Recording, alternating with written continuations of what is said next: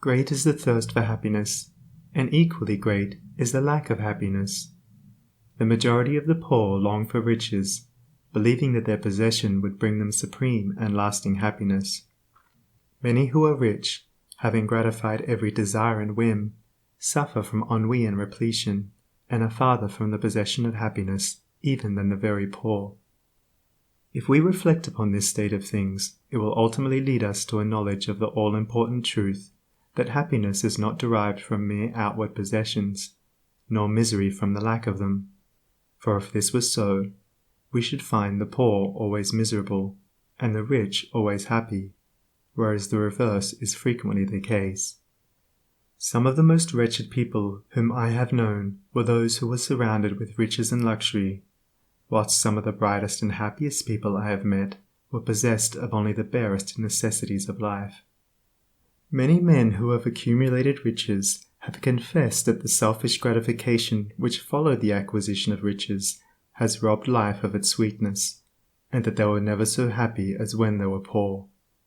What, then, is happiness, and how is it to be secured? Is it a figment, a delusion, and is suffering alone perennial? We shall find, after earnest observation and reflection, that all, except those who have entered the way of wisdom, believe that happiness is only to be obtained by the gratification of desire. It is this belief, rooted in the soil of ignorance, and continually watered by selfish cravings, that is the cause of all the misery in the world. And I do not limit the word desire to the grosser animal cravings. It extends to the higher psychic realm, where far more powerful, subtle, and insidious cravings hold in bondage the intellectual and refined, depriving them of all that beauty, harmony, and purity of soul whose expression is happiness. Most people will admit that selfishness is the cause of all the unhappiness in the world, but they fall under the soul-destroying delusion that it is somebody else's selfishness, and not their own. When you are willing to admit that all your unhappiness is the result of your own selfishness, you will not be far from the gates of paradise. But so long as you are convinced that it is the selfishness of others that is robbing you of joy, so long will you remain a prisoner in your self-created purgatory. Happiness is that inward state of perfect satisfaction which is joy and peace, and from which all desire is eliminated. The satisfaction which results from gratified desire is brief and illusionary, and is always followed by an increased demand for gratification. Desire is as insatiable as the ocean, and clamors louder and louder as its demands are attended to. It claims ever-increasing service from its deluded devotees, until at last they are struck down with physical or mental anguish, and are hurled into the purifying fires of suffering. Desire is the reign of hell, and all torments are centered there. The giving up of desire is the realization of heaven, and all delights await the pilgrim there. I sent my soul through the invisible, some letter of that afterlife to spell, and by my soul returned to me, and whispered, I myself am heaven and hell. Heaven and hell are inward states. Sink into self and all its gratifications, and you sink into hell. Rise above self into that state of consciousness which is the utter denial and forgetfulness of self, and you enter heaven. Self is blind, without judgment, not possessed of true knowledge, and always leads to suffering. Correct perception, unbiased judgment, and true knowledge belong only to the divine state, and only in so far as you realize this divine consciousness can you know what real happiness is. So long as you persist in selfishly seeking for your own personal happiness, so long will happiness elude you, and you will be sowing the seeds of wretchedness. Insofar as you succeed in losing yourself in the service of others, in that measure will happiness come to you, and you will reap a harvest of bliss. It is in loving, not in being loved, the heart is blessed. It is in giving, not in seeking gifts, we find our quest. Whatever be thy longing or thy need, that do thou give, so shall thy soul be fed, and thou indeed shalt truly live. Cling to self and you cling to sorrow. Relinquish self and you enter into peace. To seek selfishly is not only to lose happiness, but even that which we believe to be the source of happiness.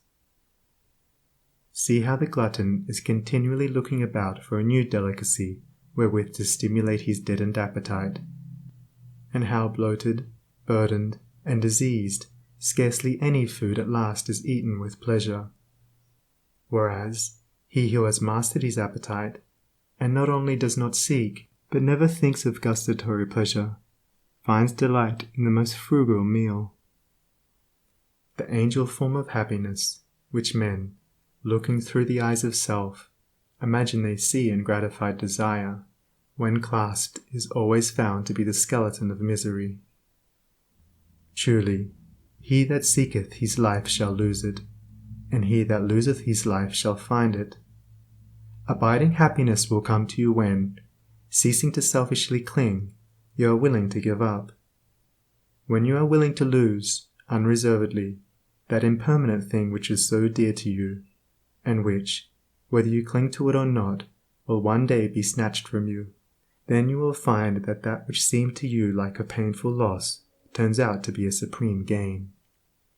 To give up in order to gain, than this there is no greater delusion, nor no more prolific source of misery.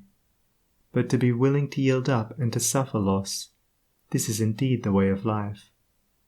How is it possible to find real happiness by centering ourselves in those things which, by their very nature, must pass away? Abiding in real happiness can only be found by centering ourselves in that which is permanent. Rise, therefore, above the clinging to and craving for impermanent things, and you will then enter into a consciousness of the eternal, and as, rising above self, and by growing more and more into the spirit of purity, self-sacrifice, and universal love, you become centered in that consciousness, you will realize that happiness which has no reaction, and which can never be taken from you. The heart that has reached utter self-forgetfulness in its love for others has not only become possessed of the highest happiness, but has entered into immortality, for it has realized the divine. Look back upon your life, and you will find that the moments of supremest happiness were those in which you uttered some word, or performed some act, of compassion or self-denying love. Spiritually, happiness and harmony are synonymous. Harmony is one phase of the great law, whose spiritual expression is love. All selfishness is discord, and to be selfish is to be out of harmony with the divine order. As we realize that all-embracing love, which is the negation of self, we put ourselves in harmony with the divine music, the universal song, and that ineffable melody which is true happiness becomes our own. Men and women are rushing hither and thither in the blind search for happiness, and cannot find it, nor ever will until they recognize that happiness is already within them and round about them, filling the universe, and that they, in their selfish searching, are shutting themselves out from it. I followed happiness to make her mine, past towering oak and swinging ivy vine. She fled, I chased, o'er slanting hill and dale, o'er fields and meadows in the purpling vale. Pursuing rapidly o'er dashing stream, I scaled the dizzy cliffs where eagles scream. I traversed swiftly every land and em, but always happiness eluded me. Exhausted, fainting, I pursued no more, but sank to rest upon a barren shore. One came and asked for food, and one for alms. I placed the bread and gold in bony palms. One came for sympathy, and one for rest. I shared with every needy one my best. When lo, sweet happiness, with form divine, stood by me, whispering softly, I am thine. These beautiful lines of Burleigh's express the secret of all abounding happiness. Sacrifice the personal and transient, and you rise at once into the impersonal and permanent. Give up that narrow cramped self that seeks to render all things subservient to its own petty interests, and you will enter into the company of the angels, into the very heart and essence of universal love. Forget yourself entirely in the sorrows of others and in administering to others, and divine happiness will emancipate you from all sorrow and suffering. Taking the first step with a good thought, the second with a good word, and the third with a good deed, I entered paradise. And you also may enter into paradise by pursuing the same course. It is not beyond, it is here. It is realized only by the unselfish. It is known in its fullness only to the pure in heart. If you have not realized this unbounded happiness, you may begin to actualize it by ever holding before you the lofty ideal of unselfish love, and aspiring towards it. Aspirational prayer is desire turned upward. It is the soul turning toward its divine source, where alone permanent satisfaction can be found. By aspiration the destructive forces of desire are transmuted into divine and all-preserving energy.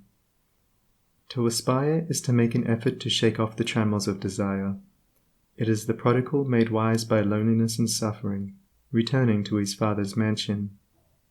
As you rise above the sordid self, as you break, one after another, the chains that bind you, you'll realize the joy of giving, as distinguished from the misery of grasping.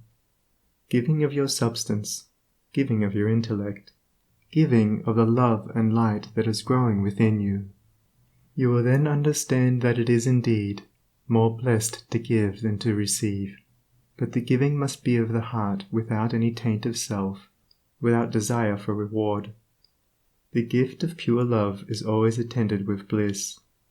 If, after you have given, you are wounded because you are not thanked or flattered, or your name put in the paper, know then that your gift was prompted by vanity and not by love, and you were merely giving in order to get, were not really giving, but grasping. Lose yourself in the welfare of others. Forget yourself in all that you do. This is the secret of abounding happiness. Ever be on the watch to guard against selfishness, and learn faithfully the divine lessons of inward sacrifice. So shall you climb the highest heights of happiness, and shall remain in the never-clouded sunshine of eternal joy, clothed in the shining garment of immortality. Are you searching for the happiness that does not fade away? Are you looking for the joy that lives and leaves no grievous day? Are you panting for the water brooks of love and life and peace? Then let all dark desires depart and selfish seeking cease. Are you lingering in the paths of pain, grief-haunted, stricken sore? Are you wandering in the ways that wound your weary feet the more? Are you sighing for the resting place where tears and sorrows cease? Then sacrifice your selfish heart, and find the heart of peace.